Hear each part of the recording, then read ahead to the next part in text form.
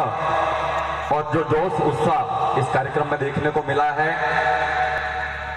जिस प्रकार से भामाशाहों ने राशि बोली है चढ़ावों की, मैं कहना चाहूंगा कि फूल तो कांटों में खिला करते हैं, फूल तो कांटों में खिला करते हैं और मुश्किलों में लोग पला करते हैं। मुकद्दर और किस्मत को कोसने वालों, ढूंढे ना मिले ऐसे हीरे तो मूलेवा की धरती पे मिला करते हैं, ढूंढे ना मिले ऐसे हीरे तो मूलेवा की धरती पर।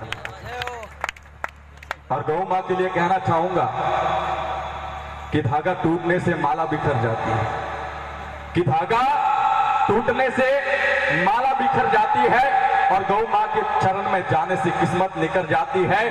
जो मारता है गौ मां को सरेआम, उसकी तो किस्मत बिखर जाती है, उसकी तो किस्मत बिखर जाती है। क्योंकि प्लॉट चाहे कितना भी बड़ा हो लेकिन मकान उससे बड़ा नहीं होता।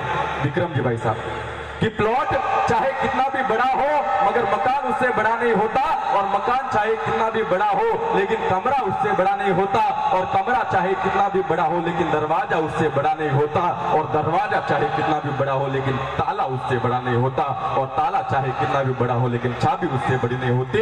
वो आपने गौ रूपी चाबी आशीष भजन संध्या में ग्रहण की है। तो इसी के साथ मैं कहना चाहूंगा कि जिस प्रकार से आप गांव वालों का स्नेह है, मैं कहना चाहूंगा कि गौ मां की दुआ कभी खाली नहीं जाती, और ये बात तो किसी से भी टाली नहीं जाती।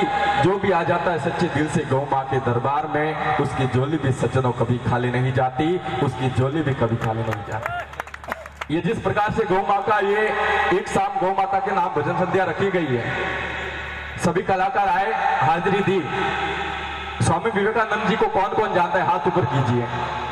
सभी जानते हैं स्वामी विवेकानंद जी गए थे विदेश, उनसे एक रिपोर्टर ने आकर प्रश्न किया कि आपके देश में सबसे ज्यादा दूध देने वाला पशु कौन सा है। स्वामी विवेकानंद जी ने कहा कि भैंस है। तो रिपोर्टर ने कहा आप मूर्ख हो क्या, हमने तो सुना है आपके देश में सबसे ज्यादा दूध देने वाला पशु है गाय। तो विवेकानंद जी ने उसका प्रत्युत्तर देते हुए कहा कि गाय को तो हम भारतीय माता मानते हैं, मैं उसे पशु की श्रेणी में कैसे रख सकता हूं।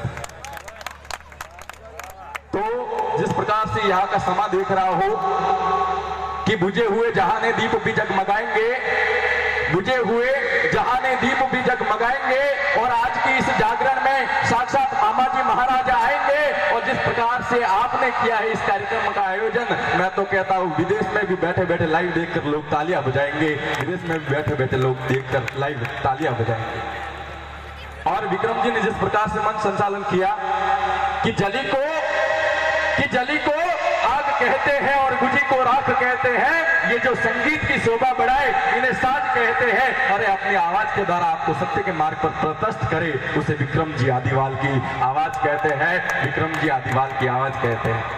मेरे ज्येष्ठ श्रेष्ठ श्री गोपाल जी जालोरी के साथ में मैं यहाँ पर आया हूँ, मुझे भी हाजिरी देने का अवसर मिला है, और साथ ही में कलाकार भी बाकी है। श्रीमान मुकेश जी भवरानी मंच संचालक है, और इनकी हाजिरी के लिए मैं इनको बुलाना चाहूंगा कि मुकेश जी भवरानी आप आए और अपनी प्रस्तुति दे। बहुत बहुत धन्यवाद। जय गौ माता।